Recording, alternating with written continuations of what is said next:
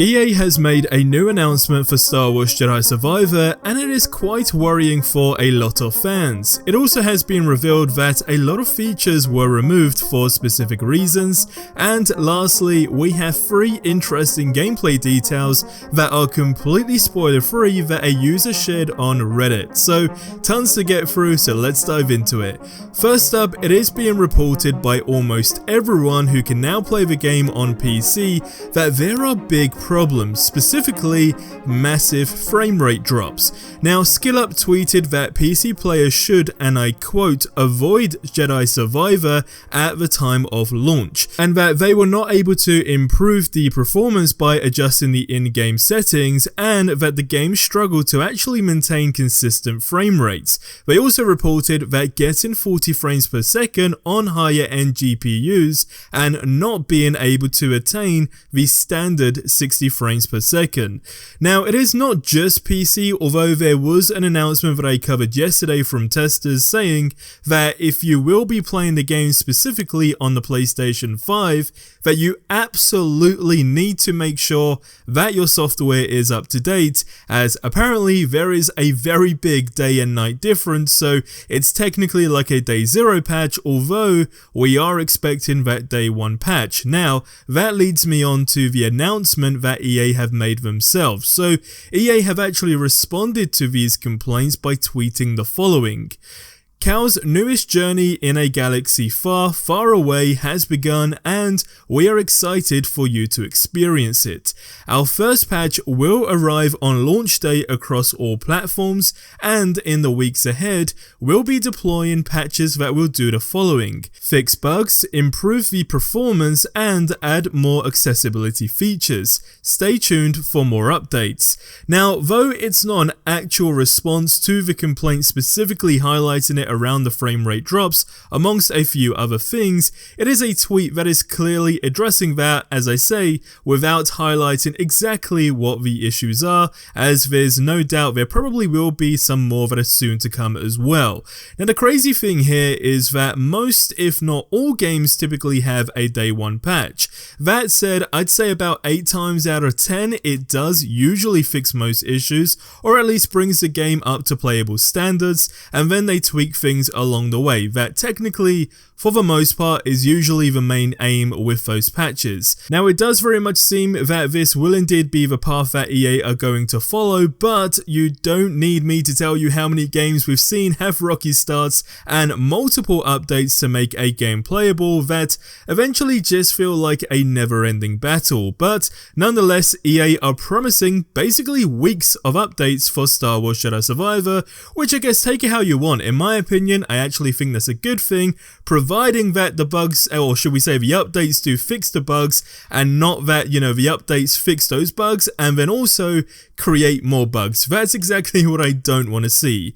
Now, Star Wars Jedi Survivor got made so quick because Respawn wasn't afraid to fail. However, that did mean that a fair amount of things had been removed from the game. Now, before we continue, we have a super cool sponsor, so let's roll the ad and then we'll continue into the video. Today's video is sponsored by Bloodline Hero of Lifers. Now, this game has one of the most unique gacha gameplay I've ever seen. Literally. The game looks great visually, but wait until you hear about the twist in gameplay, because it literally blew me away, just like when I found out it is a free-to-play game that you can download right now using my link in the description or the QR code that you see on screen, because it also gives you an amazing starter pack.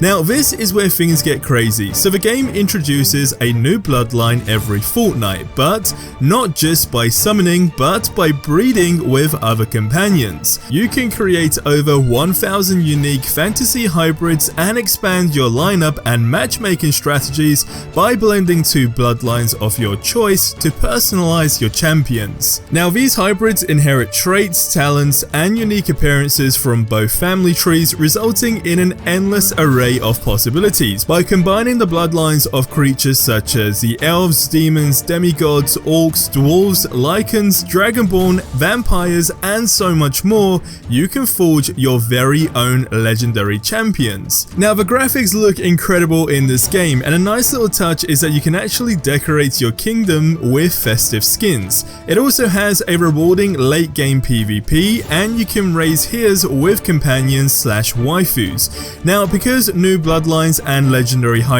are constantly being released into the game, it does mean that literally the possibilities are endless. So go ahead and download the game now for free because it's available on both Android and iOS, and use my link in the description, or as I say, scan the QR code that you see on screen, because you will get that special starter pack which is worth 20 bucks, and it includes the following.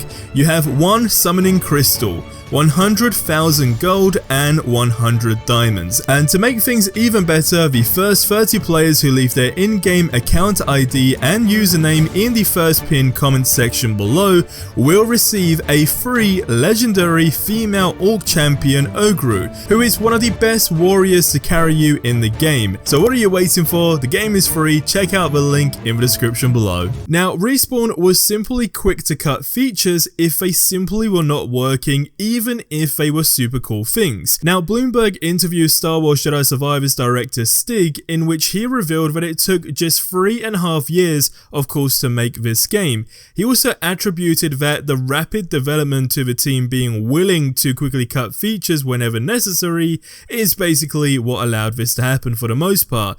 He said, and I quote, "We want to be ambitious, but we don't want to get in a position where we are kind of setting ourselves up to not hit all of our marks. Our philosophy is, it's okay to fail, but fail fast, fail early."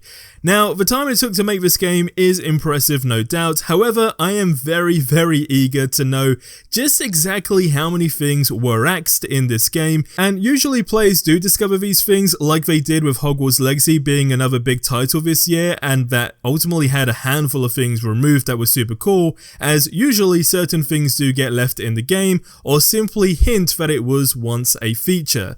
Now, EA has also issued a Star Wars Jedi Survivor spoiler warning, as the leaks are basically running rampant, saying, and I quote, "No spoilers. We are beyond excited for everyone to experience Star Wars Jedi Survivor this week. We ask that you please be mindful of others and avoid posting or sharing spoilers. And remember, BD is watching."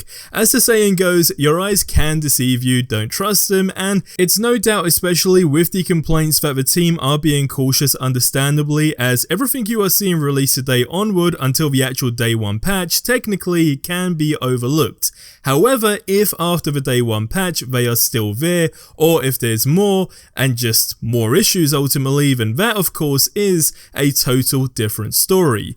Now, someone was kind enough to do and ask me anything on Reddit without giving any spoilers, so here are some key things that I wanted to share with you. So the first question is, do you know how long it takes to unlock the crossguard saber?